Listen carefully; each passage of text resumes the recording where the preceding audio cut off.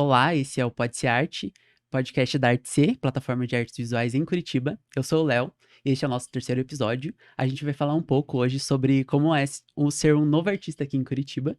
E antes de começar, de apresentar nossas convidadas, eu quero pedir para você se inscrever no nosso canal, compartilhar com pelo menos 2 amigos artistas para ajudar a compartilhar esse conteúdo gratuito com mais pessoas. E é isso aí. Participe também comentando conforme a nossa conversa aí. E é isso aí. Hoje a gente tá recebendo a Larissa Bardal Fantini e a Erika Storer. Oi, oiê. Eu vou pedir para começar o podcast com vocês se apresentando individualmente, falar um pouco sobre qual linguagem vocês produzem, onde vocês estudaram, assim, de forma breve, só pra galera se conectar, assim, com a linguagem, com quem vocês são. Pode começar. Bom, eu sou Érica, sou aqui de Curitiba mesmo, tenho 29 anos. Eu fiz artes visuais pela UFPR, me formei em 2017.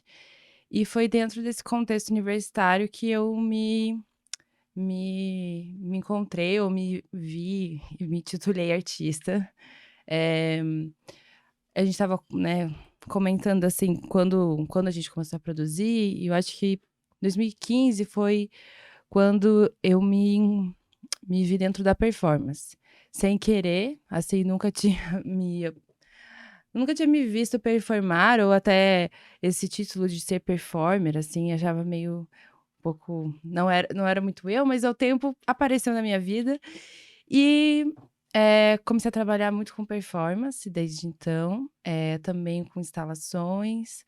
Hoje eu entendo a performance como relacionada com o trabalho, e pensando quais são as atualizações do trabalho na nossa vida e quem é o artista, como é o trabalho do artista, como o trabalho do artista ele mudou muito de um trabalho prático para um trabalho não só conceitual, mas um trabalho cognitivo, e de como a arte ela está relacionada dentro desses meios de corporação, pensando também, tô indo longe, né, mas assim, pensando, o que me intriga muito hoje não é só a prática artística, mas é como dentro da lógica capitalista existem todas essas expectativas, né, de ascensão social, de discussões de classe, de gênero. E o trabalho ele tá ali de uma forma que a gente diretamente fala quando está trabalhando, mas também quais são os paralelos, né, entre a vida fora da arte, assim, né, como a arte está se conectando com isso. E o trabalho e a performance, para mim, elas estão conectadas, né. Mas eu tô falando tudo isso para dizer que eu trabalho com performance de longa duração, que é um trabalho, né, então eu junto esses pontos, assim, da performance de longa duração com a jornada, né, tipo, de trabalho, né, de 8 horas ou mais, assim. Então, Entendi. E você, Larissa? Eu sou a Larissa, eu sou de Curitiba, mas é uma confusão a minha vida, é melhor nem entrar nisso, não vou estar aqui falando 5 horas. Mas enfim, eu nasci aqui em Curitiba, nunca morei aqui. Daí meus pais moravam no interior do Paraná, eles só não queriam que dissesse Telêmaco Borbense no meu RG. Aí, porque os dois são daqui, minha família é daqui. Com 2 anos me mudei para o Espírito Santo, daí com 7 para Bahia, daí para Indonésia, para China, para Uruguai, daí eu fui fazer faculdade na França de artes. Eu comecei a produzir quando eu estava no Uruguai, muito jovem, com 14 anos, eu olhei para minha mãe e falei: "Eu quero ser artista", sabe, eu nem sabia o que era um artista, eu achava que eu ia ficar pintando quadro renascentista, retrato. E daí minha mãe falou: "Tá, se você quer ser artista, então você vai ser o melhor artista do mundo". Daí eu comecei a fazer técnicas de pintura a óleo, bem tradicionais. Estudei com uma artista uruguaia, Verônica Sestal, que é incrível, ela é retratista, faz umas coisas muito, muito incríveis. E eu me inscrevi, assim, passei numa bolsa para ir para França, né, estudar em Paris, um sonho. Não é um mar de rosas, mas foi muito, muito bom. E quando eu cheguei na faculdade era essa coisa, eu era pintora, eu achei que eu ia pintar pro resto da vida, até pensei: "Ai, eu quero restaurar", sabe. E à medida que você vai, eu acho que a faculdade o importante da faculdade é que te abre totalmente a cabeça, né. Eu comecei nem sabia que existia performance, eu não sabia que existia Eu comecei a experimentar. Eles falam que você vai pra faculdade, você experimenta com a sexualidade, com as drogas, eu experimentei com a arte, todos os tipos de arte diferente. Então, no meu primeiro ano, eu estava fazendo muita pintura ainda, desenho. Daí, no meu segundo ano da faculdade, eu comecei a fazer instalações de som, muita instalação de som, umas coisas meio mais abstratas, tá. E daí fui pro vídeo, e daí no meu último ano. E o meu foco era escultura. Só que, tipo, eu falava que o som era parte da escultura, tá. Aí no meu último ano eu cheguei na cerâmica, fiz minha produção de TCC, voltei pro Brasil, morei na Bahia por um tempo, daí vim pra Curitiba ver a Bienal em 2017, acabei conseguindo uma residência aqui, me mudei pra cá em 2018 pra ficar 3 meses só pra fazer a residência e eu nunca mais fui embora. E a minha linguagem, minha prática, ela é muito conceitual e eu acho que o conceito tem que ditar a forma. Então, qualquer coisa é válida, sabe? Então, eu continuo experimentando com vários materiais. Uma coisa que eu faço muito, às vezes eu tento listar, quando eu tô muito perdida, tento listar materiais convencionais, não convencionais, e ver o que me interessa. Então, hoje eu enviei uma arte postal.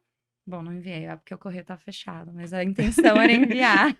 Sim. E daí agora eu tô fazendo uma coleção de pratos de cerâmica, de frutas de cerâmica, trabalhando com esse meio, mas que também são pintados, mas também um pouco de tudo, instalação, já fiz instalação com Cheetos, né? Amamos os É Cheetos. verdade, a gente Ah, fez já também. achamos um ponto em comum, instalações com Aham. Cheetos. A É Erika verdade. também. Eu fiz essa instalação e chegou alguém lá e falou: Meu Deus, queimou incenso, que cheiro horrível, o que que tá acontecendo aqui?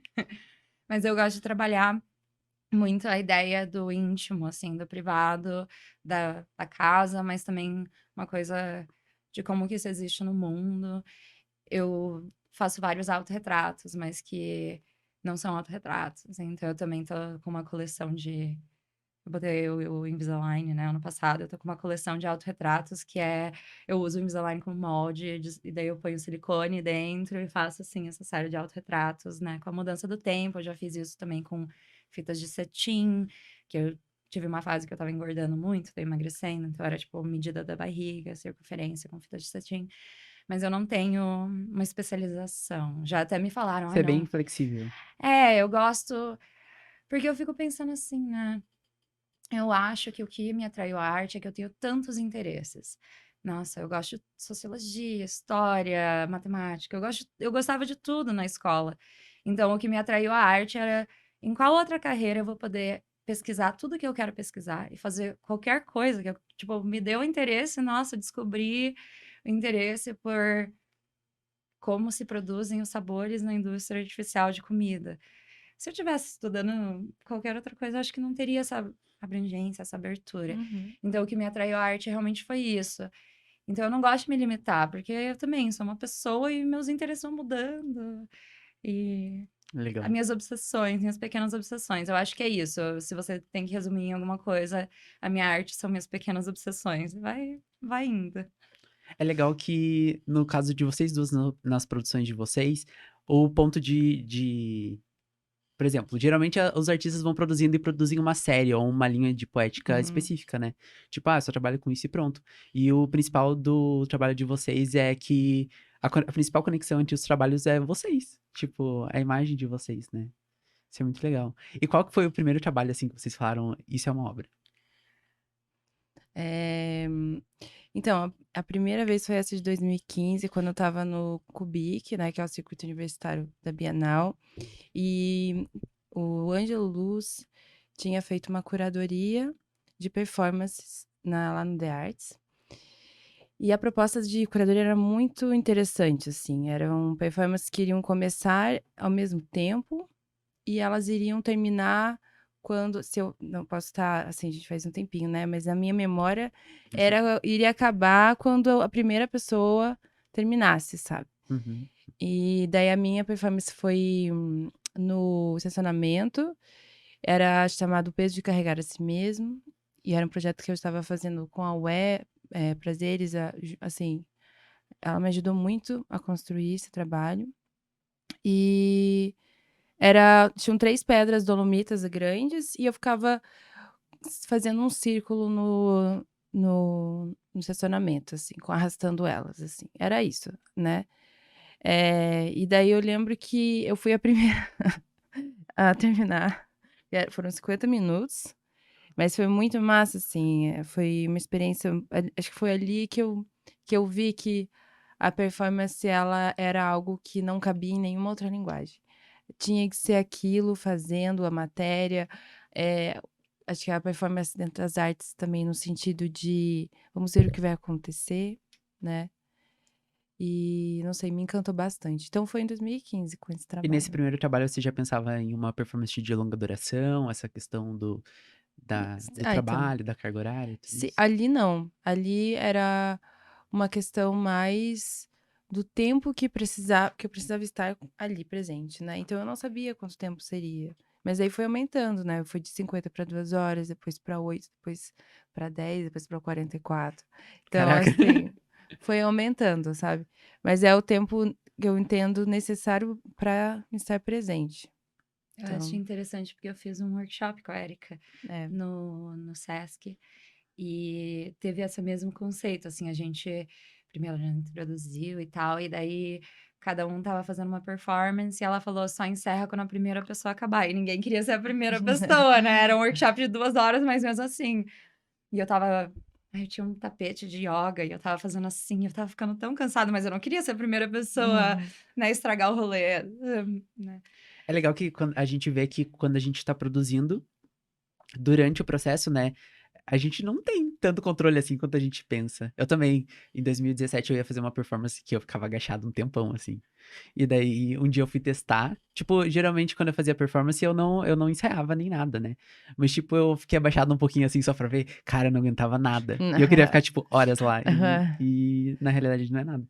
E não só na performance, né, quando a gente vai produzir outra linguagem também, né. Na pintura a gente, às vezes a matéria pede alguma coisa, né. Sim, É, nem que seja exatamente. só esperar a tinta secar, e daí é muito frustrante. Ai, Você pega ela com secador, mas não não, e funciona. daí trabalhar com argila, daí a argila tem que tá seca até um certo ponto, mas não mais seca para pintar, e daí você tem que queimar, daí você leva lá na casa do ceramista, porque eu não tenho forno. Você fica tipo, meu Deus, meus bebês, espero que saiam bem. Daí te ligam e falam, deu tudo certo. Eu tenho a maior sorte do mundo que nunca. Ai, agora vai acontecer, né? Porque eu vou falar ao vivo. Mas nunca nenhuma peça minha explodiu. E eu não faço, tipo, com muito cuidado. Eu não tiro. Eu não sei como isso aconteceu. Eu acho que eu tenho os deuses da argila do meu lado. Mas E a sua primeira obra? Que você considera, né, a sua a primeira minha obra? primeira obra também foi em 2015. O jeito que funcionava a minha faculdade é que no final do ano você tinha que produzir uma obra e tinha uma crítica geral, né? Porque, tipo, você podia escolher qualquer linguagem e a gente tinha aula de pintura, escultura, tá? E daí tinha uma crítica final com todos os professores.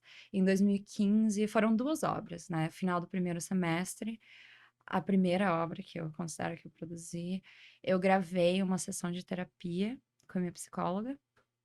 E daí eu produzi um áudio, a exposição.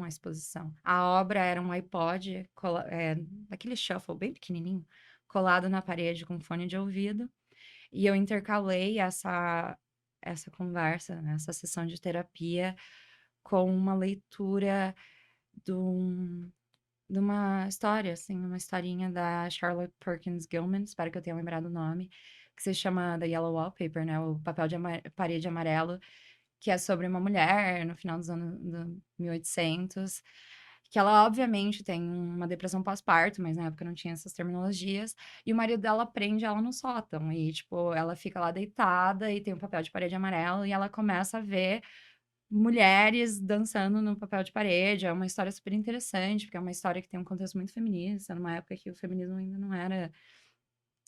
E daí eu fui intercalando e a história acaba com ela enlouquecendo completamente. Eu acho que essa foi a primeira obra, só que claro, né, eu fiquei tipo: "Ah". E daí a segunda obra que eu fiz, que foi meio que uma continuação dessa, e meu Deus, essa obra me deixou, meus pais quase me mataram. Foi na época que estava tendo alguma controvérsia com o papa e censura e tal, e eu gravei uma discussão entre os meus pais, que eles estavam dirigindo, e eu comecei a gravar. E toda vez que a minha mãe tentava falar alguma coisa, meu pai cortava ela, interrompia. E eu fiz uma também eu comprei vários iPod da China mesmo, tipo, de 10 euros, e eu dei de presente para as pessoas essa briga entre os meus pais. Só que cada vez que meu pai interrompia a minha mãe, eu abaixava o volume da voz dela. Até que no final meu pai estava discutindo sozinho. E isso foi um pouco inspirado na ideia do Kill Bill, sabe? Que, tipo, Sim. censura da voz e tal. E eu acho que essas foram as duas primeiras obras que eu fiz que. Primeiro que eu me afastei totalmente do meio da pintura, que era uma coisa que eu era muito apegada. E eu acho que teve uma certa principalmente essa obra, né, que é da desculpa mãe, desculpa pai, mas essa obra me mostrou uma certa rebeldia que podia existir dentro da arte e também um certo perigo. Uma coisa, né, como que eu posso incorporar essas coisas muito pessoais e mostrar isso para o mundo e me deixar extremamente vulnerável e talvez as outras pessoas ao meu redor, né, sem o consentimento delas, mas enfim, aprendi a minha lição. Eh, mas deixar essa vulnerabilidade que causa um perigo, porque você acaba se mostrando demais para as pessoas. Eu acho que isso acontece também na Uhum. performance, onde você se deixa tão exposto. Nossa, uma sessão de terapia que minha psicóloga, tipo, falando, tal, os meus traumas e meus professores ouvindo, ou essa briga entre os meus pais. E era interessante, porque a discussão era em português, e, enfim, eu estava estudando na França, meus professores não entendiam nada, eles só escutavam a voz da mulher diminuindo. E eu acho que isso também é interessante, como que uma obra é feita para um público, ou como que Uhum. ela é lida por um outro público, quando você não fala o idioma e a obra está naquele idioma. Enfim, essas foram minhas primeiras obras que eu super considero, e eu não elas existem cada uma num iPod, eu não consigo transferir para o computador, então se vocês querem ouvir, só tem naquele iPod. Tá mais Sério? valioso. É, eu já tentei na loja da Apple, eles falam: "Não, porque questões de pirataria a gente não pode transferir arquivos e tal". Então só existem aqueles 2 iPods, eu vou guardar pro resto da minha vida, cada um tem uma Tá obra, mais se valorizado quiserem. agora. É.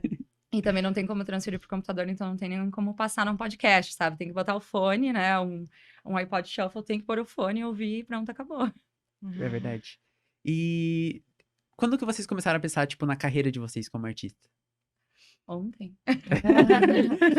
Hoje de manhã às 10.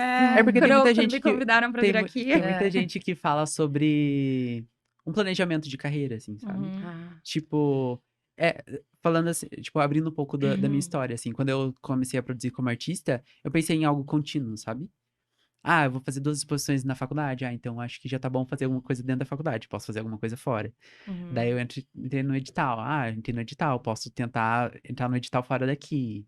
Tipo um caminho, assim, de construção, assim, sabe. Sim. Vocês pensaram nisso em algum momento ou planejam isso ou só vão Eu sou uma expondo? Eu pessoa completamente, assim, tipo, eu tenho certeza que um dia eu vou ter uma individual no Ballet do Tóquio, sabe, tipo, no MoMA vai estar lá uma sala. Eu sou louca mesmo, assim, e eu acho que essa não é uma autoconfiança, é só doença mental, eu acho, assim, de achar que É uma doideirinha é uma que no final é doideira. boa. Então, pra mim, nunca teve um plano de carreira, mas eu meio que colocava, assim, marcos que não aconteceram. Sabe que tem gente que fala assim: "Ai, com 25 eu vou estar casada e vou ter filhos". Eu falava: "Ai, com 25 eu vou ter uma exposição numa instituição".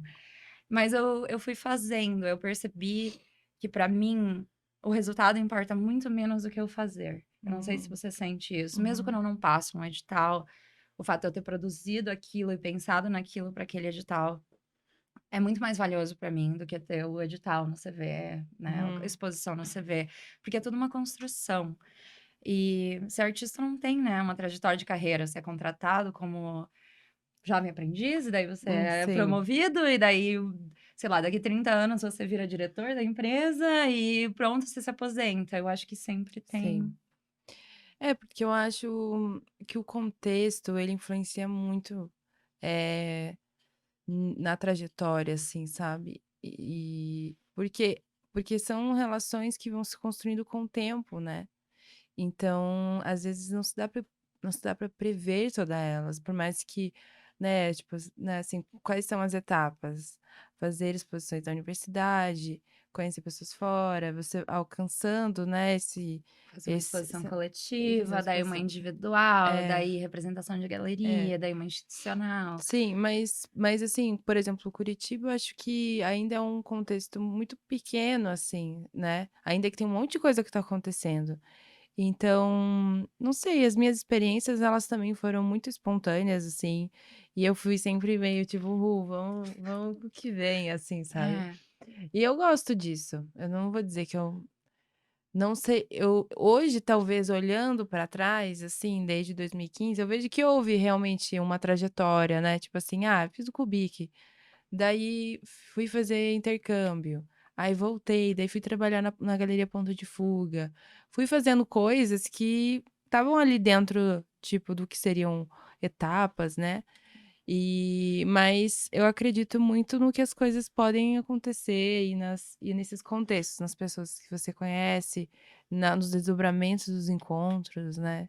Acho que, sei lá, isso e muito, hoje também, já chegando já aos 30, vejo que existe muito assim, não é planejamento, ele não tá talvez no planejamento de carreira, mas ele tá num planejamento de desenvolvimento de trabalho, de Uhum. pesquisa, sabe, de como apresentar esse trabalho, e eu vejo que com o tempo isso foi ficando mais claro e mais maduro para mim, ainda que eu veja que eu tenho, né, mas como você cria, como você apresenta, como você escreve sobre isso, porque hoje realmente, né, a gente precisa escrever sobre o trabalho, precisa montar, saber montar um portfólio, você precisa saber montar uma apresentação sobre um trabalho especificamente e sobre a sua pesquisa toda.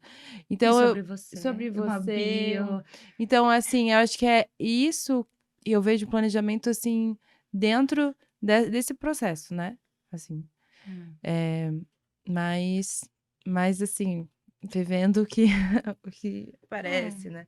Mas existiu algum tipo de seleção ou não? Vocês foram Eu só. fui. Ah, eu sou seletiva com algumas Nossa, coisas. É porque eu tenho eu sou meio doida, né, daí eu fui tipo: "Não, essa galeria não faz sentido com o meu trabalho", mas no final das contas eu acho que é botar a cara pra bater mesmo, assim, tipo, eu não tenho vergonha, eu, tipo, vejo alguém falar: "Eu sei quem é", daí eu vou, conversa. Uhum. Eu consegui a residência porque eu cheguei na Galeria Soma e eu falei: eu sou artista, eu faço isso, isso e isso". Daí eu conheci a Malu, e enfim, daí eu fui conhecendo pessoas, daí eu fiz o Sesc, não, eu fiz o SESI primeiro, conheci a Ana Rocha, daí eu fiz o Sesc. Você Sim. vai criando o teu network, né, e a tua carreira. Mas eu não penso muito, eu acho que é uma coisa assim, tipo, esse edital, esse portfólio, Uhum. não é uma coisa macro, é uma coisa micro, é do dia a É, dia, chegar no ateliê e o sim. que que eu vou fazer hoje, sabe? Até porque, assim, eu não sei se eu fui muito seletiva, mas eu gostei de tudo que eu fiz.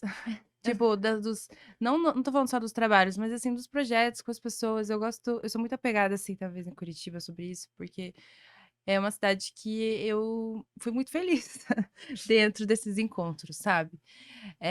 Mas eu também entendo que, tem muitas coisas que acontecem fora da instituição, da universidade, que a arte não tá só sendo legitimada por isso, sabe. Eu acho, Sim. então, por isso que para mim é tão, talvez seja difícil falar dos planejamento, porque o que é um planejamento, assim?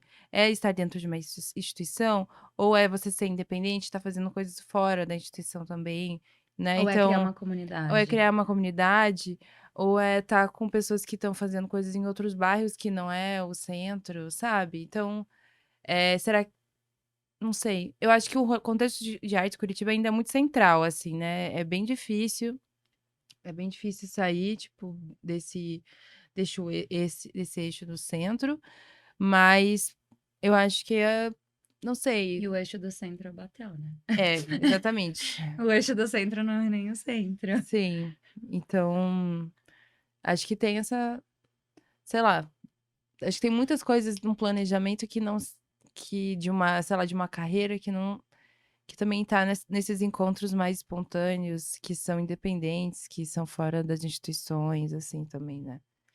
Então, não sei. Eu acho que Assim, planejamento de carreira, eu não vejo como um planejamento de carreira. Para mim é um planejamento mais assim, como que eu vou conhecer pessoas interessantes, não que vão avançar a minha carreira, mas que eu gosto de trabalhar junto, de conversar, de bater um papo, chamar para tomar um café. Porque eu acho que ser artista é uma escola que você vai aprendendo com outras pessoas. Como não tem, bom, tem escola de artes, né? Mas quando você se forma, eles meio que te jogam no mar e falam, tipo, tchau, obrigada. Uhum. Então, eu acho que é isso. Você vai achando os teus portos seguros e as pessoas que você confia, o trabalho que você admira, entrar em contato. Eu não tenho vergonha. Cara de pau demais, às vezes, assim. Tipo, mandar Uhum. uma mensagem no Instagram, falar, ó, admiro muito o teu trabalho, vamos trocar uma ideia. Sim. Então, os relacionamentos são muito importantes também, né? Ah, extremamente. É porque eu acho que o encontro, né, mais assim do que talvez essa noção de conexões, assim, Aham. mas eu acho que os encontros são importantes, né? Sabe, é que são muitas coisas, por isso que acaba sendo difícil responder essa pergunta. Porque existem os encontros que são informais, que são tipo, até de afeto, mas também de trabalho. Tem os encontros que são mais profissionais, que inclusive institucionais, né? Mais network. Mas não sei, tem muitos movimentos que eles acontecem de forma mais, assim, total independente, assim, né? E não só independente, mas de uma forma orgânica, que não É. é. Você vai num evento, você conhece alguém, que daí conhece alguém, ou você vai lá e Uhum, alguém fala: Ah, te vi no Instagram, adorei teu trabalho. Você conhece essa pessoa que tá fazendo tal coisa? Eu acho que vocês se interessariam em sim. conversar. Eu acho que essa. Eu tô numa fase onde eu acho, mesmo meu trabalho sendo hiperpessoal e tal, eu tô numa fase que eu quero muito criar conexões e vínculos e laços, e não, porque essa Uhum, pessoa vai promover minha carreira, ou vai me avançar, ou vai me dar dinheiro, ou, né, exposição. Mas mais por uma questão de ser artista é muito solitário. É uhum, uma coisa muito. E às vezes, né, a gente cai naquele mito do artista gênio trabalhando sozinho no seu ateliê. Tudo que eu faço é roubado. Tudo que eu faço foi absorvido e digerido de coisas que outras pessoas faziam e feito da minha própria forma, sim. Mas parece que quando eu vejo alguém fazendo uma coisa interessante, isso me dá a permissão de tentar fazer uma coisa daquele nível ou de uma. Nossa, eu nunca tinha visto performance na minha vida. A primeira vez que eu vi uma performance, eu falei, ser artista não é só pintar? Tipo, eu não tenho que só passar gesso na tela e ficar pintando em óleo. Primeira vez que eu vi uma instalação de áudio, ouvi uma instalação de áudio, no caso. Então, eu acho que você vai conhecendo pessoas e cada um tem sua trajetória, sua história, e isso vai te dando, é isso, permissão de ser mais ou menos, às vezes. Parece que você vai não se validando pelo trabalho dos outros, mas pensando assim, é, eu posso fazer isso também. sim. Então eu tô muito numa ideia de como criar uma comunidade onde nós não se sentimos sozinhos, mas também a gente afirma a ideia que ninguém é o gênio isolado no seu Uhum, ateliê fazendo uma coisa só. Tá sempre trocando sim. ideia, tomando um café, nem que seja uma coisa espontânea. Você vai em tal lugar. Eu conheci a Erika de uma forma totalmente espontânea. Uhum, Daí eu convidei pra tomar um café lá em casa, a gente bateu um mega papo. E não é um papo tipo, me conte sobre o teu processo artístico. A gente fala de tudo.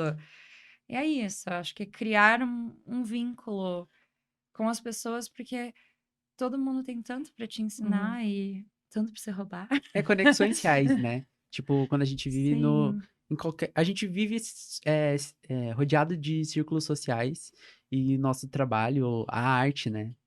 Que a gente pode ver como trabalho, pode ver como um estilo de vida também, né? Essas trocas são importantes e esses relacionamentos, não só profissionais, mas uhum. mais de conexão de pessoas, coisas em comum e vivências. Sim. E não ver também os outros artistas como uma competição, né? Ai, sim. É, porque querendo ou não, assim, esse meio, agora que você falou sobre competição, esse meio de editais, ele é muito competitivo, né? E então, eu acho que existe, assim, esse lado mais do encontro espontâneo, né, uma ideia de comunidade, de apoio e tal, mas assim, esse outro lado profissional da arte por meio, né, de leis de incentivo, por meio de editais para você chegar em algum espaço maior, assim, inclusive em outro espaço, outro lugar, ou, né, outro estado, Até outro outro país. país, né, então ele é algo totalmente dentro de um método, você precisa seguir todas as etapas, todos os critérios para você também. Então, não é uma coisa assim tão livre, né? Acho que são eh, coisas que estão juntas, mas que operam de diferentes formas, assim. E falando um pouco sobre os editais aqui de Curitiba, os projetos que tem aqui, o que que vocês já participaram? Como que foi? Eu assim, agora, né, eu vou vou falar agora eu fui eleita ano passado conselheira municipal de cultura, de Muito artes visuais, chique. né. Eu votei em você. E estou muito feliz, assim, por isso, porque, eh, estar nesse meio tem tem am ampliado um pouco mais de entender quais são essas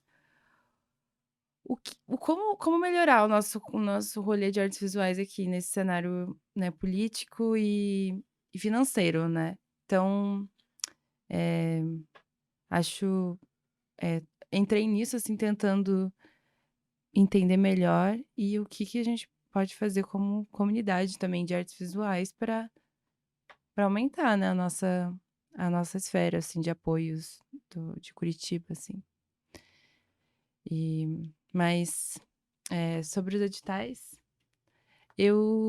acho que eu comecei com o Cubic, aí depois eu fiz o SESI e o Sesc, daí eu faço parte do coletivo Brutas também, a gente passou no mecenato em 2016, então O teve um Brutas pouco foi assim. algo mais espontâneo, assim, também, né? Tipo, mais Foi, orgânico total. de conexões entre vivências e linguagens Foi e... exatamente isso, assim. A gente não se conhecia, uma pessoa a Paty, né, conhecia eu, a Gil, a Jéssica, a Estelle, e ela que falou: "Olha, vocês são legais, vamos fazer alguma coisa". E daí foi isso, quando a gente viu, a gente estava fazendo o projeto de lei de incentivo e trabalhando muito juntas, morando juntas, então assim, muito intenso. Eh, eu não sei, eu acho que essas foram E daí, as com o minhas. Brutas, vocês criaram um projeto de exposição, e daí vocês Isso, eh, se aí inscreveram através de um edital para uma lei de isso, incentivo. exatamente, que é o Aham. mecenato, né, que é o financiamento municipal, da fundação. E como foram essas trocas, tipo, no Cubic, no Sesc, no SESI? O que que Elas foram muito como foi boas, individualmente, assim, pra você essas vivências? porque esses lugares, assim, universitários, eles têm esse caráter de formação mesmo, muito intenso, de desenvolvimento, de pesquisa, e é ali que você começa a germinar, assim, essa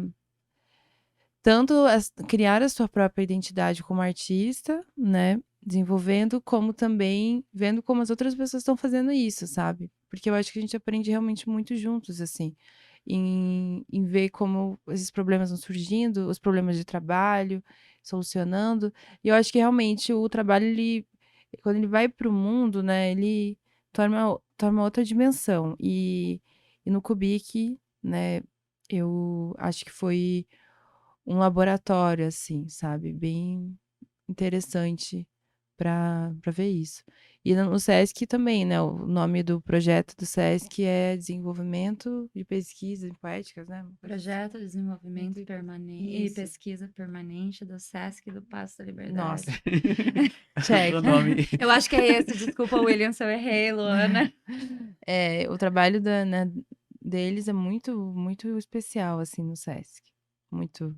Porque também dá tipo, quando você está ali na universidade, eu acho que existe um pouco essa expectativa de você né, tá ali num lugar institucional, fora da universidade, né? Então, o Sesc tem essa coisa boa, é o Sesc Passa da Liberdade, é um espaço maneiro, com acompanhamento, montagem. Então, assim, é uma experiência bem bem rica, assim, pra quem tá estudando, É né? legal Não, e que- ele também é para jovens artistas. Eu acho que É. você só pode se inscrever se você tem menos de 2 anos de formação. É, Aham. Então ou é tá muito, estudando. é É muito. legal essa experiência de você estar na faculdade ou acabar de se formar e poder ir pra fora, né? Porque tem muita gente que faz faculdade de artes e só expõe na faculdade. É, Sim. E sim, daí são oportunidades que tem aqui que são muito bacanas, né? sim. E você, Larissa, você participou Eu de algo? participei do SESI e do SESC também. Eu participei do SESI em 2018, com o acompanhamento da Ana Rocha, da Beatriz Lemos. E daí eu participei dos. Eu participei do SESI, daí meio que emendou e falaram: por que que não manda pro edital do SESC? Aí eu passei e eu fiquei muito feliz, porque eu já tinha visto a exposição, eu fui na fala de encerramento da exposição que a Arika participou, que ela participou do SESC um ano antes de mim. Uhum. E eu acho que você participou do SESI um Um ano ano. depois. Não, ano foi? antes também. Ah, um ano antes também. Uhum. E daí eu fui nessa fala e eu vi que era, nossa, uma coisa muito legal, muito incrível. Daí quando eu passei, eu fiquei muito feliz mesmo. E foi essa ideia de trocas. A gente deu bom, eu dei muita sorte, porque o nosso grupo tinha artistas também, né? Obviamente. Mas foi o primeiro ano que chamaram, além de uma curadora, que foi a Marina Ramos, chamaram um arte educador, É o Bruno, o né? Bruno. E daí foi muito. Dois profissionais incríveis, né? A Marina e o Isso. Bruno. Porque daí foi uma coisa muito legal. E além disso, tinha o Douglas, que ele não fez faculdade de artes, ele fez faculdade de história. Tinha a Mari, a Mariana, que ela estudou design, então era uma coisa muito diferente, assim, e juntar tudo aquilo e várias linguagens, e eu acho que a gente aprendeu muito um com o outro, e a gente deu muita risada, a gente se divertiu muito, foi um espaço muito gostoso, hoje em dia somos todos muitos amigos, fiz um jantar com o pessoal algumas semanas atrás, e é muito bom ver a carreira de cada um desenvolvendo, para onde que vão, talvez não continuam na produção artística tradicional, mas... Sim. E vocês tiveram experiências aqui em Curitiba de convidarem vocês para participar de exposições, essas coisas? Como que foi isso? Fui convidada para vir nesse podcast. É, começamos com esse convite. É legal que a Erika eu conheci no Kubik e Aham. a Larissa eu conheci no Instagram. Instagram da Artc. Sim. E é um prazer recepcionar vocês aqui. Ah, Obrigada. Escutar um pouco mais da história de vocês. Mas conta aí, vocês tiveram algum convite, assim, de exposição que foi bacana? sim. Como surgem os convites? Especificamente em Curitiba ou em A princípio qualquer... aqui, assim, Ah, pra galera daqui saber como sim. que acontecem as coisas na prática. Sim. Ah, na verdade teve sim. Uhum. Eu, em 2018, eu fui convidada pela Boiler, né, para ser artista da galeria, e pela Lívia, e foi muito bom, assim, conhecer ela e ter essa experiência com a galeria. Acho que foi 2018, acho, 2017, eu fiz uma exposição lá, eh, que era a curadoria da Isadora Mattioli. E depois disso, a Lívia me chamou pra pra fazer parte da galeria. E daí lá eu fiz uma individual, que depois, assim, continuou esse trabalho continuou por muito tempo, assim, que é o Prometo Falhar. Eh, Acho que foi, assim, teve vários convites, assim, eu sinto que eu sempre fui muito ativa, assim, na cidade, participando de coisas eh, então participei também no MAC, na exposição Estamos Aqui, que era com a curadoria da Ana Rocha. No Sesc também, no chamado na teve uma era 2010 gente, 2019, agora eu tô meio perdida, Não, mas tudo bem com assim datas. é, mas também participei de uma exposição lá dos Construções, a convite, né, do Sesc.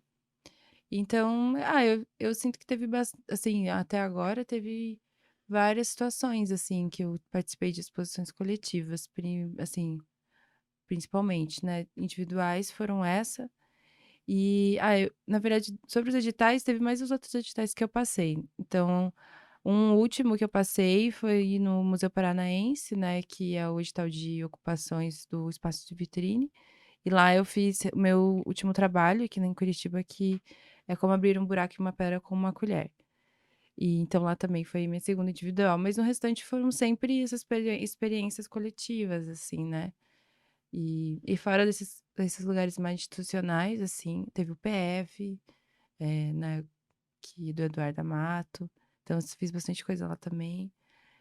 E, enfim, na Ponto de Fuga, quando eu trabalhei lá na galeria, também lá eu fiquei 2 anos e meio, então não estava tanto nessa parte como artista, mas mais a parte de, né, de produção e fazendo toda a coisa acontecer. Então, lá eu, não estava fazendo pra mim, mas estava fazendo pra todo mundo, né. E é muito massa também estar nessa função, assim.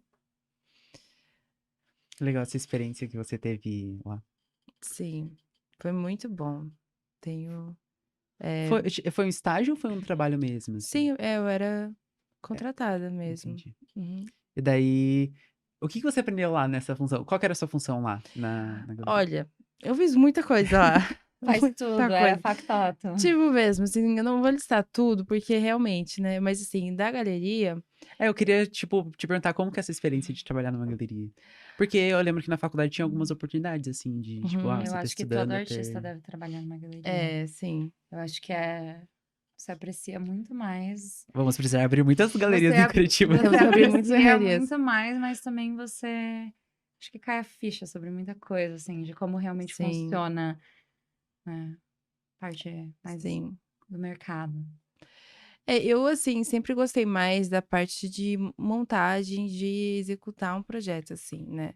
Mas lá eu fazia, eu trabalhava, né, com a Milena e com o Pedro, né, que eles são idealizadores do Ginger e da Ponto de Fuga, então a gente sempre estava junto, né, então eu nunca estava fazendo sozinha. Na verdade, eu comecei como uma auxiliar, assim, né, da Milena, né.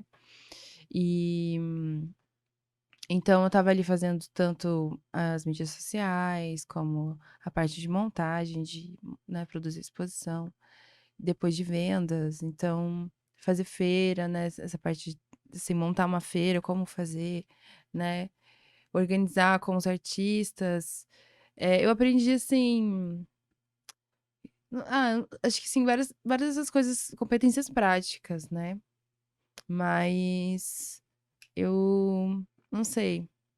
Eu gosto mais, assim, de estar vendo a coisa acontecendo, assim, com os artistas, né, e tanto que depois agora eu comecei a dar aula, né, eu sou professora também agora, e vejo que é realmente que eu gosto, assim, de estar ajudando as pessoas a se desenvolver, assim, a fazer o delas, sabe. Acho isso bem legal. Eu também, a minha parte Legal. favorita. E você, Larissa? A Erika falou bastante, mas Eu falo. aproveita. Não, tá tudo bem, tá tudo ótimo. Você recebeu convites aqui em Curitiba? Como Então, sim, eu surgiram os convites pra recebi. você? Ai, agora me deu um branco. Eu tava ouvindo o que a Erika A tava primeira falando. foi a residência A na primeira Soma. foi a É. residência, só cheguei, falei oi, daí fui convidada. Aí eu acho que o segundo convite que eu recebi foi para fazer uma performance, um jantar performático na Soma, que a Malu me convidou para fazer. Daí eu fui convidada para fazer a minha primeira individual também, na Círculo, que era o espaço da Priscila. Foi muito interessante, porque eu tinha feito toda uma proposta de uma exposição para a Lívia, quando era Boiler. E eu chamei ela lá para ir lá em casa e tal, batemos um mega papo. E no final ela falou: tá lindo, tá maravilhoso. Só que eu vou fechar a Boiler, porque eu vou ter um bebê. E eu fiquei tipo, ah, tá. Se preparou toda. Eu preparei, assim, a mega apresentação. Mas foi ótimo, porque quando eu recebi o convite de fazer a exposição na Círculo, como era o mesmo espaço físico, eu já estava com a exposição montada, basicamente. Aí foi só produzir as obras e aí esse foi meu convite para fazer isso. Agora Os dois convites foram você indo atrás. isso, é como eu falei, eu não tenho vergonha. Eu fico meio que insistindo, assim, sabe? Eu acredito muito no meu trabalho. Eu acho que, primeiramente, antes de qualquer coisa, você tem que ser o teu fã número um, você tem que acreditar plenamente no teu trabalho, mesmo em momentos de dúvida, você tem que acreditar nas dúvidas que você tá tendo sobre o teu trabalho. Você pode falar, nossa, isso não tá dando certo, isso não tá bom, mas você tem que confiar que você sabe que não tá dando certo, que não tá bom, no teu próprio senso de autocrítica. Então eu corro atrás, eu me vendo, assim, tipo, não, eu acho que realmente daria uma exposição aqui, isso é uma ideia legal. Aí o que mais? Eu fui convidada pra. E daí uns rolês aleatórios, né? Eu acabei de lançar uma parceria com a Gagá, que é uma marca de roupas, e com a Corriela, que é uma marca de sapatos. Fui convidada por eles para pintar uns sapatos. Várias coisas que daí são o que você não imagina, que é É, uma coisa de artista, mas que é coisa de artista sim. também. E Além de rolê de festa, né? além de rolê de festa, fui convidada para várias exposições de outras pessoas. É ótimo receber convite lá, ver o trabalho dos outros artistas. Mas Legal. eu acabo recebendo muitos convites e muitas coisas de fora, né? Que você falou de Curitiba, mas eu tô em Curitiba. E eu não, eu só tenho 900 seguidores no Instagram, não é uma coisa muito abrangente. Só que eu acabo recebendo uns convites super legais de pessoas que só acham meu Instagram. Não sei como. Não sei em qual parte da internet eles param pra achar meu Instagram. Assim, a parte que pesquisam no Google dentes Uhum. e não sei o quê. Enfim. Vocês já fizeram algum contato legal no Instagram? Sim, então, eu, em 2020, no começo da pandemia, Sim. uma pessoa entrou em contato comigo e falou assim: Oi, eu tô montando uma residência online e eu gostaria de te convidar para participar, não sei se você tem interesse. Aí eu falei: Ah, super. Aí eu descobri que era uma residência da Royal College of Art, da Royal College de Londres, né? Royal College of Art. E basicamente essa pessoa convidou só pessoas que tinham se formado de lá e me achou no Instagram e me convidou, a Olivia, que foi a curadora. E daí isso foi uma coisa muito legal, porque estava bem no comecinho da pandemia e eu acabei fazendo essa residência, foi super incrível, se chama Grapevine. Depois me chamaram para fazer de novo a mesma residência, pelo Instagram e também por contatos, assim, de pessoas que me seguiram, me acharam, me conhecia. Fui convidada para fazer uma capa de uma revista. É muito legal, porque eu continuo em Curitiba Uhum. e eu não conheço essas pessoas pessoalmente. Sim. Só que a oportunidade está lá, o meio digital, ele cria, né, um espaço próprio, que às vezes é um Uhum. espaço ruim, porque você não está pessoalmente lidando. Mas eu acho que as oportunidades, elas existem no mundo. E às vezes eu falo assim, eu tenho muita sorte. Porque assim, eu corro atrás e eu falo com as pessoas e eu me humilho, assim, e falo, tipo, não, gente, olha aqui meu trabalho, ele é bom. Mas as coisas acontecem, eu não sei. Uhum. Eu acho que quando você se esforça tanto, de repente as coisas vão caindo no lugar e acontecem. Você recebe convite, recebe proposta de venda e você fica Uhum. meio assim, eu não mereço isso. Aí vem aquela síndrome de impostor, né? Tipo, Uhum. ai meu Deus, por que que estão me mandando mensagem? Eu nem não moro em Londres, eu não tô nesse meio. Mas você acredita muito no seu trabalho.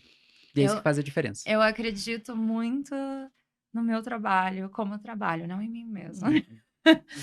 Mas no meu trabalho, inclusive nele ser um trabalho ruim. Às vezes eu faço obras que são péssimas, e eu acredito que elas são péssimas, e eu acho que é aí que tá a importância de você conseguir selecionar o que que é bom, o que que é ruim, e não ter medo. Eu sempre falo, eu já dei também muitas aulas de artes, e para criança, especialmente, das crianças, ai, mas eu não sei desenhar. E eu falo, gente, ninguém vai morrer se você fizer uma obra feia.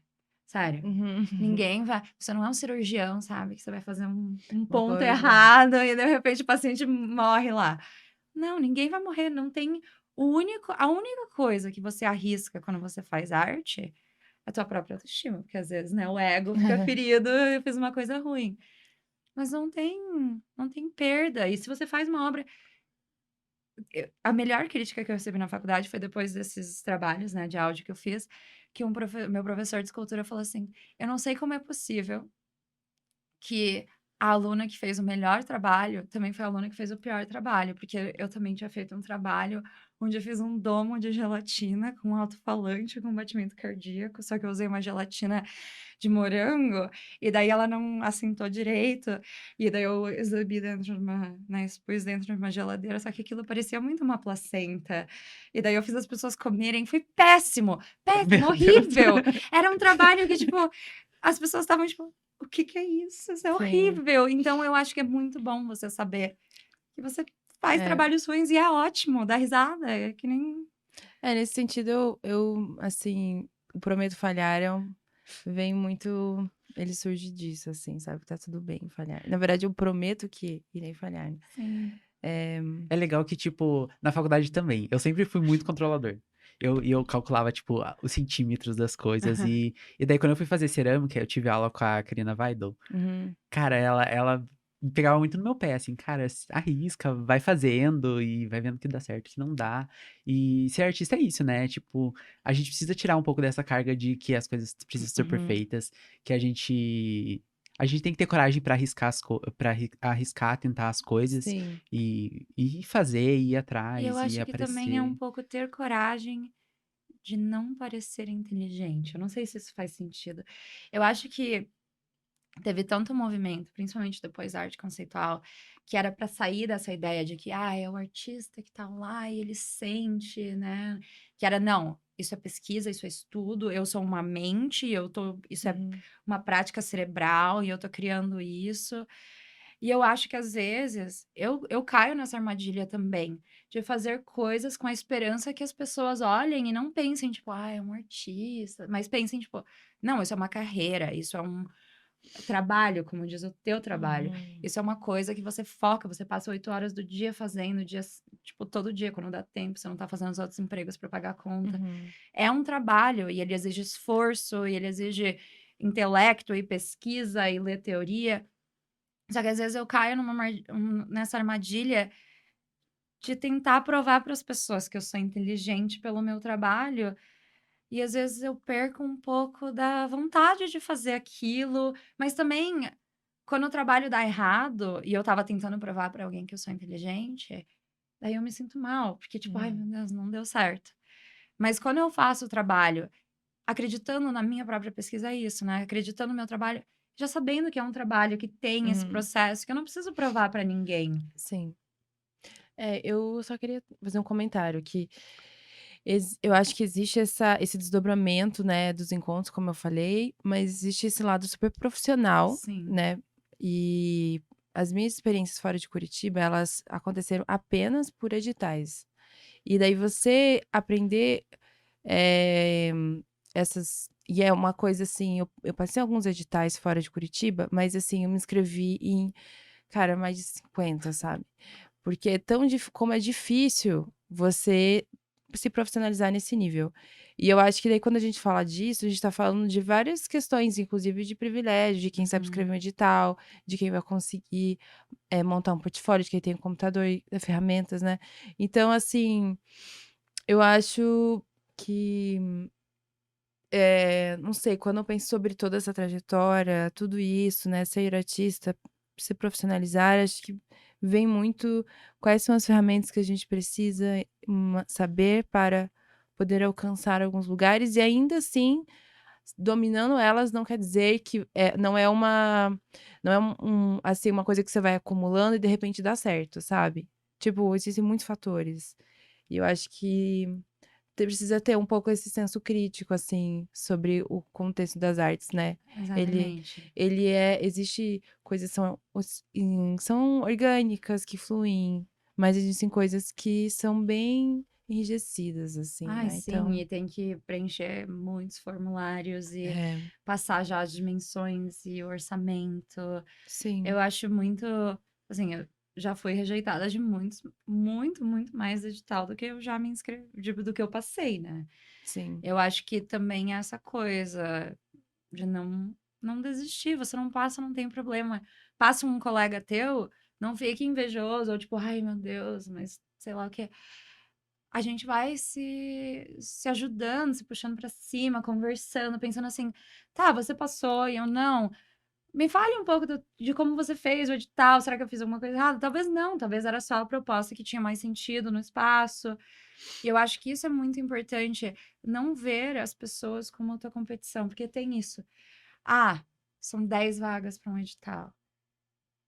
Tem 20 artistas concorrendo, É, 10 não vão passar e muitas vezes são teus colegas, são teus amigos, não é só colega, amigo que sim. você tem relacionamento afetivo. E às vezes você cai na armadilha da inveja e da, mas por que que eu não sou boa o suficiente? E eu acho que é muito importante você aplaudir, realmente, tipo, essa coisa, né, que a gente fala no feminino de sororidade, mas eu acho que isso se aplica no Sim. mundo artístico de, nossa, cara, que incrível. Eu fico olhando as coisas que a Erika faz e, assim, vou admitir, às vezes eu fico tipo, meu Deus, eu queria ser assim, sabe? Tipo, nossa, que coisa Mas acho que incrível. a gente tem muitas coisas em comum. E eu acho que é isso, você admirar e você aplaudir, tipo, e apoiar de formas físicas, mas também no Instagram, dar like nas coisas, compartilhar o que você acha bonito. Porque é isso, às vezes você se sente que você tá produzindo tudo num mundo, e daí você manda pra um edital, você não passa, ninguém vai ver aquilo, pronto, acabou, não sei o que eu vou fazer desse projeto. Sim. E não é isso, né? E não é isso. Então, apoiar os colegas em abertura, em vernissagem, né? Ai, eu sempre vou e levo flores, eu acho chique, eu fico tipo, ai, meu amigo, parabéns! Muito bom.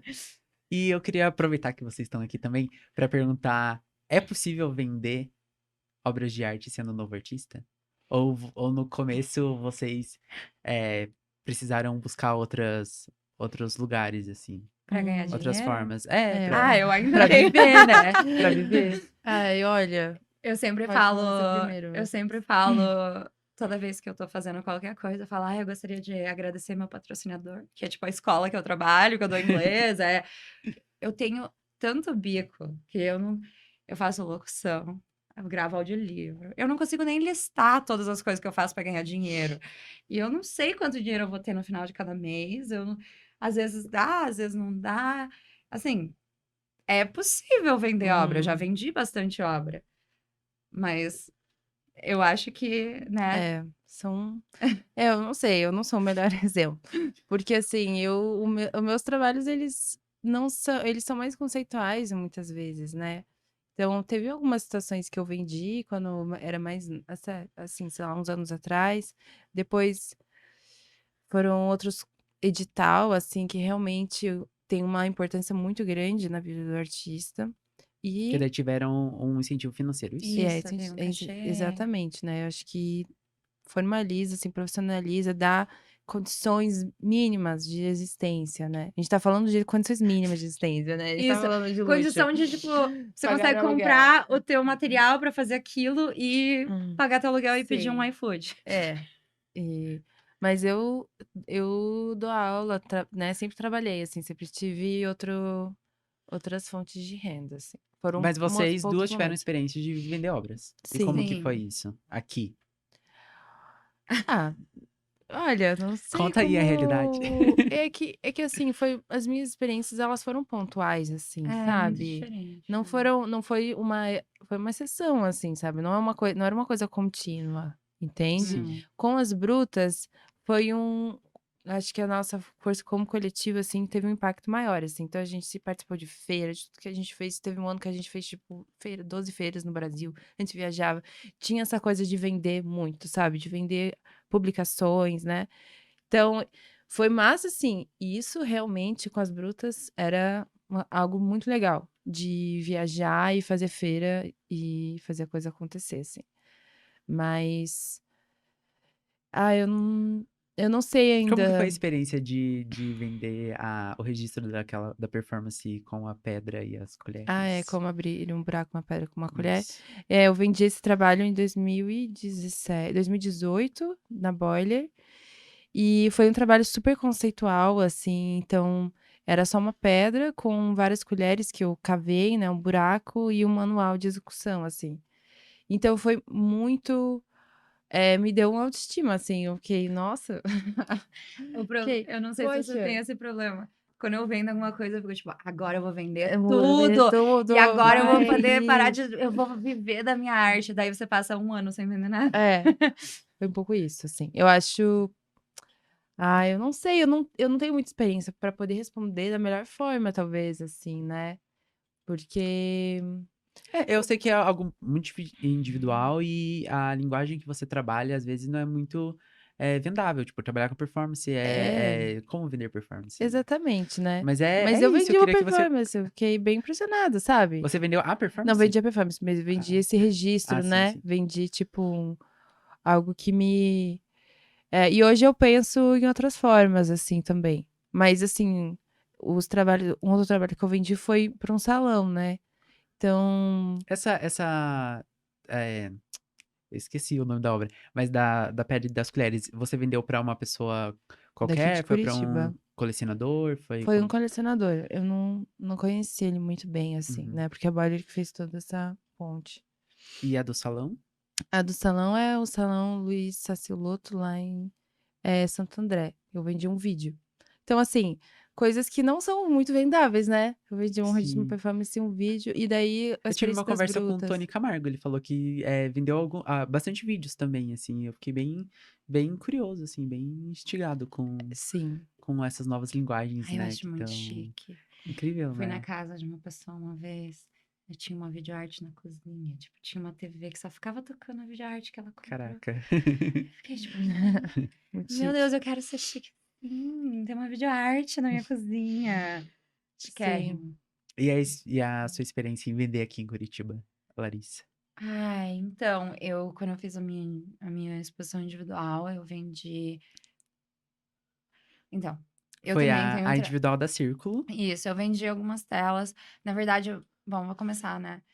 Eu tenho um trabalho muito conceitual também. Então, eu faço umas coisas que, tipo, também não tem como vender, sabe? Tipo, A um- pessoa tem que entender, ela tem que gostar não, do mas realmente da também proposta, né? como é que eu vou vender um desenho que eu fiz com papel carbono numa parede que fica lá no desenho? Ou então, assim, é muito difícil de vender trabalho muito conceitual, porque a pessoa tem que gostar não só do trabalho, assim, mas também da estética, né? Porque a pessoa vai comprar arte. Eu acho que não só isso, a conexão entre as pessoas é muito importante também, Isso. né? E às vezes a pessoa não vai comprar esse trabalho, mas compra outro, né? E daí, o que que acontece? Como, né, eu sou movida por várias fontes, às vezes eu dou a sorte que minha pesquisa conceitual leva para pintura. E eu tinha vendido, primeiro trabalho que eu vendi foi na faculdade, eu fiz um desenho. E alguém foi visitar a faculdade e falou, tipo, tava exposto, né? A faculdade deixou exposto e falou assim: Ai, meu Deus, de quem que é isso? Eu quero comprar. Quanto que é? Era um desenho gigante em carvão, abstrato.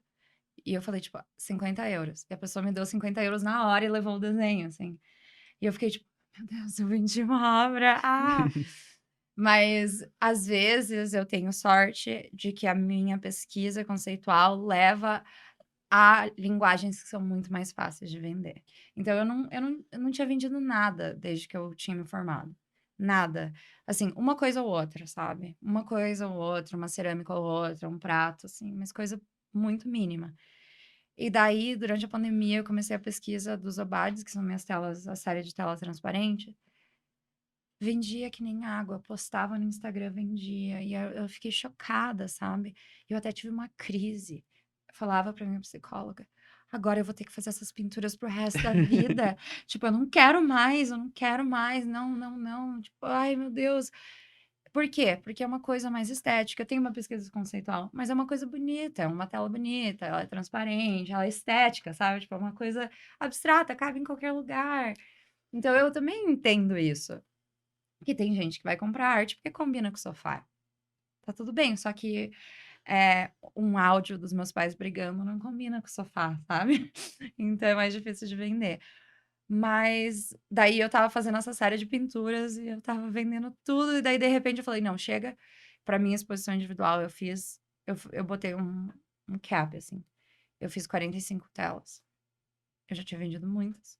E eu falei: nunca mais vou produzir essa série. Nunca mais. Tipo, não importa o que aconteça, eu vou continuar com uma série transparente, mas não vou mais usar tinta e tal. Eu já tenho uns esboços e eu preciso de uma longa pausa.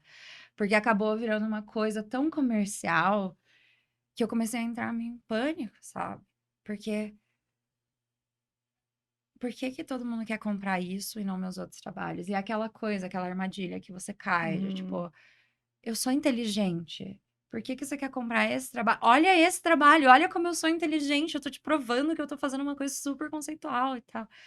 Mas é isso, todos que compraram o Abad, tipo, muito, muito obrigada, eu agradeço muito.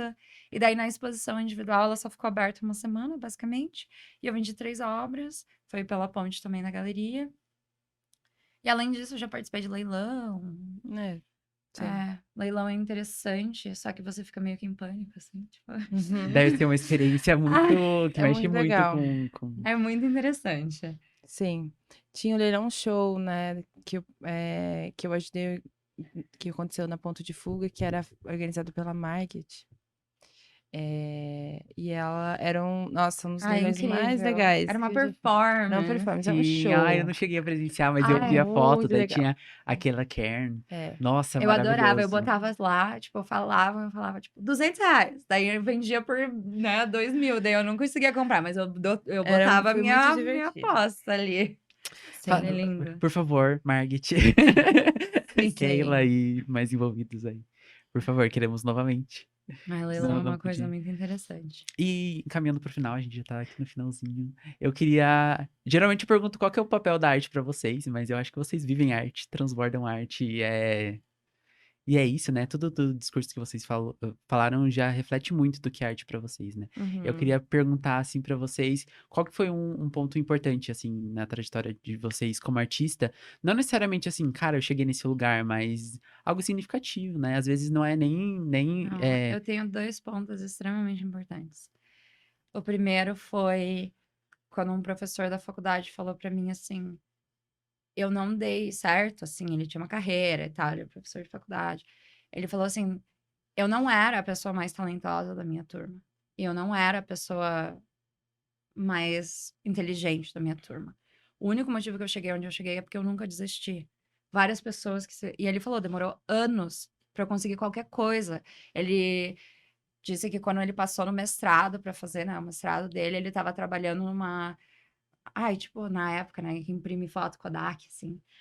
E ele estava tão feliz que ele, tipo, jogou tudo pro ar e falou, tipo, vai, eu tô indo embora, tchau.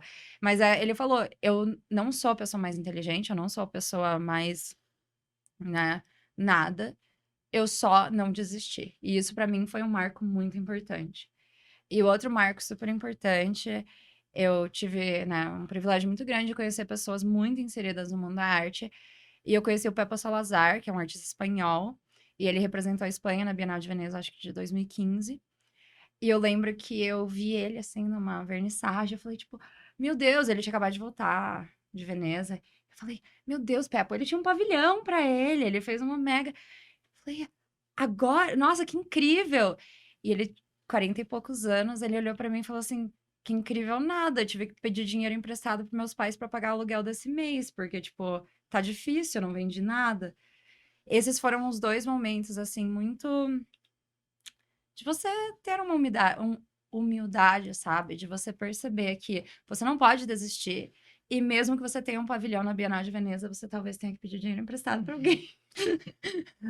Não tá resolvido, né? Não, você chega a um patamar, mas e é isso, eu acho que quando você é artista, você tem que criar uma nova definição de sucesso. O que que é sucesso? Sucesso é eu vender uma obra?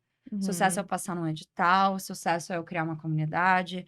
O que que é sucesso? E para cada um vai ser diferente. Sim. Para cada um vai ser diferente. Talvez você seja um artista que quer ter sucesso comercial. Talvez você seja um artista que quer ter sucesso institucional. E isso é uma coisa que eu ainda tô descobrindo. O que que é para mim o sucesso, sabe? É, é muito interessante isso. Então, se algum dia eu passar na Bienal de Veneza, né, tiver um pavilhão para mim, se quiserem me emprestar dinheiro depois, eu aceito. E é legal nessa sua fala que são pessoas, né? Uhum. Nós somos pessoas, nós temos as nossas vivências, nós temos nossos altos e baixos e tá tudo Não, bem. e, E como essas pessoas são acessíveis também, né? e eu acho De que você troca. chega, você acha que, ai, o artista, né, plano de carreira, ele tá lá e ele passa de uma certa idade e sabe o que tá fazendo. Esse mesmo professor Aham. que falou para mim que ele nunca desistiu, ele falou assim: eu não faço ideia do que eu tô fazendo, sabe? Eu tenho minha pesquisa, eu trabalho muito, mas eu não sei o que eu tô fazendo. Tipo, eu não sei, eu ainda tô descobrindo. E ele falou assim: se um dia eu descobrir o que eu tô fazendo, eu vou parar de produzir. Porque o que me move a produzir é não saber onde eu vou chegar, é não saber o que eu tô fazendo. Uhum. Você acorda todo dia porque você não sabe o que vai acontecer na tua vida, sabe? Se você Sim. tivesse ele planejadinha e você soubesse, tá, né, uma vidente te fala, você vai casar com essa idade, você vai ter tantos filhos, tá, tá, tá, tá, tá, tá. Pra quê? O mistério, o descobrimento do fazer é o que Eu nunca quero descobrir o que eu tô fazendo. Eu nunca quero entender o porquê do que eu tô fazendo. Eu só quero ir fazendo. Um dia eu morro feliz ou infeliz, ou, né, bem-sucedido ou não. Mas eu acho que o sucesso pra mim é isso, é um processo. É é o clichê, né? Tipo, não é o destino, é a caminhada. Aham. E pra você, Ai, Erika? pra mim, assim, o que eu amo na arte mesmo, assim, com todo o meu coração, é a única, assim, a única profissão, o único fazer, assim, que você pode se rebelar, né? Você falou disso, mas você pode se rebelar, é um lugar que você pode ser crítico, sabe? Com o que acontece. É um lugar onde a gente entende o que aconteceu no passado, sabe? Como as pessoas pensaram, sabe? Como elas se representaram, o que elas viam. Sabe? Isso é uma coisa assim. eh, que me toca, sabe? Imaginar que além, assim, de você vender ou não, ser bem-sucedido ou não, a arte tá ali para ter uma função social, né. Eu acredito na função social, que é você desmembrar, assim, o agora, sabe. E por isso que eu me interesso cada vez mais por esses encontros que são arte e vida, né, os desdobramentos de vários sistemas, sei lá, que vêm de fora, mas que também estão na arte, e a arte não é só uma prática pictórica ou fotográfica para mim, mas isso ela está relacionada com o meio social, histórico, né. E, então isso me motiva muito a sei lá, o que eu tô vivendo, e daí, claro, você já começa a pensar sobre você, sobre sua identidade, da onde que você vem, de onde você fala, né, até onde você tem coisas que você não pode cruzar essa linha, porque você não tá mais falando sobre você, Sim. mas aí você também quer falar sobre o que não é você, e daí você vai longe, né. Mas assim, eu amo isso, assim, eu amo esse pensar, assim, essa esse desenvolvimento cognitivo mesmo, assim, A conceitual de criação de ranhuras no cérebro é, e fraturas na isso. sociedade, assim, eu acho que é isso. Sim, e pensar que você tá realmente criando uma imagem no final das contas, né. Tipo, mesmo que seja um objeto, é uma imagem, é uma Uma instalação, é performance, é uma uma imagem. coisa é É, artes visuais por um motivo, mesmo que exatamente. seja um Então áudio, é uma exatamente. imagem. Então Teve uma vez, eu não lembro onde que eu li isso, mas falando que a arte é não deixar a história ser apagada e não uhum, deixar a cultura morrer. sim. E é isso, Eu a acho que arte. tem muito disso, assim. Eu acho que, né, É. E aí também é um lugar onde, as pessoas podem ser elas mesmas, sabe. De liberdade, assim, sabe. até a liberdade de não entender.